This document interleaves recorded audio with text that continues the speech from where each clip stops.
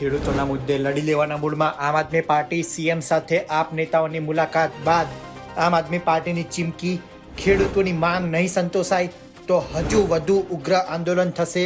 ઈસુદાન ગઢવીએ ચીમકી આપી છે. સડકથી લઈને સંસદ સુધી જન આંદોલન કરવામાં આવશે. આમ આદમી પાર્ટીએ 11 માંગ સાથે મુખ્યમંત્રીને રજૂઆત કરી છે. આનું જો નિરાકરણ નહીં આવે તો હજુ વધુ ઉગ્ર આંદોલન થશે તેવી આમ આદમી પાર્ટીએ ચીમકી ઉચ્ચારી.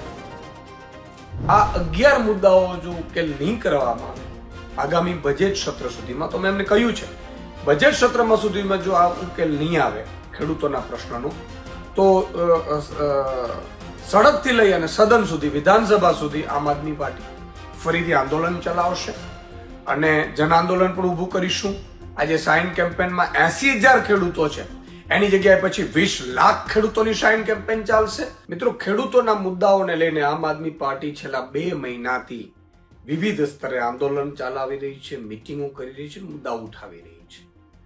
ખેડૂતોને આપે જોયું હશે કે હળદળમાં જે થયું, મોડાસામાં જે પશુપાલકની સાથે થયું એની હત્યા થઈ, સાથે સાથે એ ભાવનો મુદ્દો હોય, એપીએમસીમાં કડદા પ્રથાનો મુદ્દો હોય, એને જે વળતર મળવું જોઈએ પૂરતું એનો મુદ્દો હોય, કે હાઈ ટેન્શન લાઈન નાખવાનો મુદ્દો હોય, કે ખેડૂતોને કોઈના કોઈ રીતે હેરાન પરેશાન કરવામાં આવે છે, શોષણ કરવામાં આવે છે, એનો મુદ્દો હોય. આ તમામ મુદ્દાઓને લઈને 2 મહિનાથી આમ આદમી પાર્ટી છે એ સતત 8 થી 9 જેટલી કિસાન મહાપંચાયતો આખા ગુજરાતમાં કરી અને મેં જાહેર કર્યું હતું સુદામડામાં, આપને ખબર તો 10 મુદ્દાઓને લઈને આમ આદમી પાર્ટી આગામી સમયમાં મુખ્યમંત્રીને મળશે.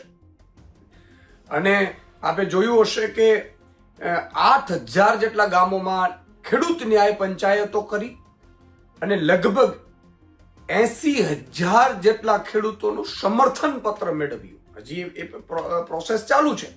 અને પછી અમે મુખ્યમંત્રીને મળવા ગયા.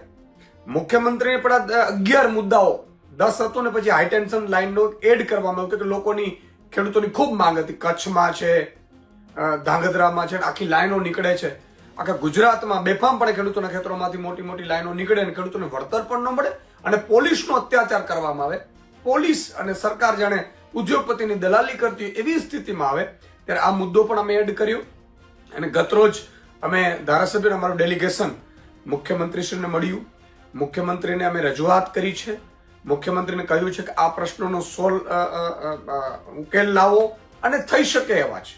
માની લો કે હેક્ટરે 50,000 રૂપિયો આપી શકાય એવું છે, 12 કલાકે દિવસે વીજળી આપી શકાય એવી છે. તો એ 11 મુદ્દાઓ મિત્રો ચર્ચા કરી. મને પૂરો વિશ્વાસ છે મુખ્યમંત્રીશ્રીએ અમને સાંભળ્યા, આખા ડેલિગેશનને સાંભળ્યા. મુખ્યમંત્રીશ્રીને એ પણ કહ્યું કે બધાની પાસે સમય ઓછો છે એટલે ભગવાન આપણે સારા કામ કરાવડાવે સારા. અને મુખ્યમંત્રીશ્રીએ ખાતરી પણ આપી છે કે આ પ્રશ્નોનું નિરાકરણ પણ લાવશે અને અમને સાંભળ્યું પણ ખરો. એ માટે હું ખેડૂતો વતી, ગુજરાતના ખેડૂતો વતી મુખ્યમંત્રીનો આભાર પણ માનું છું. પણ સવાલ એ છે કે આ 11 મુદ્દાઓ જો ઉકેલ નહીં કરવામાં આવે આગામી બજેટ સત્ર સુધીમાં, તો મેં એમને કહ્યું છે બજેટ સત્રમાં સુધીમાં જો આ ઉકેલ નહીં આવે ખેડૂતોના પ્રશ્નનો, તો સડકથી લઈ અને સદન સુધી, વિધાનસભા સુધી આમ આદમી પાર્ટી ફરીથી આંદોલન ચલાવશે અને જન આંદોલન પણ ઊભું કરીશું. આજે સાઇન કેમ્પેનમાં 80,000 ખેડૂતો છે, એની જગ્યાએ પછી 20 લાખ ખેડૂતોની સાઇન કેમ્પેન ચાલશે. અને વિધાનસભામાં પણ અમારા ધારાસભ્યો છે મજબૂતાઈથી આ મુદ્દાઓ ઉઠાવશે. અને પછી એક જ વસ્તુ રહેશે કે જો સરકારને અમારે તો કામથી મતલબ છે, અમારું વિપક્ષ તરીકેની ભૂમિકા હતી, લોકોને સાથે લેવાની ભૂમિકા હતી, એક યોગ્ય પ્લેટફોર્મ સુધી પહોંચાડવાનું. આવું કોઈ પાર્ટી અત્યાર સુધી નહીં કર્યું હોય. અમે યોગ્ય પ્લેટફોર્મ સુધી પહોંચાડ્યું પણ કર્યું અને એમને પણ તક આપી છે કે તમારા હાથમાં સત્તા છે, તમે કરી લ્યો.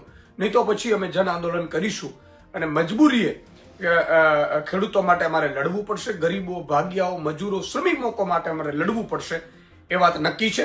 અને એટલે જો આ મુદ્દાઓ બજેટ સત્ર સુધીમાં, ફેબ્રુઆરીમાં બજેટ સત્ર છે પહેલા જો સોલ્વ નહીં થાય તો આમ આદમી પાર્ટી જલદ આંદોલન કરશે. અને એ માટે અમે ઈચ્છીએ છીએ કે ગુજરાત આખું અમારી સાથે જોડાય.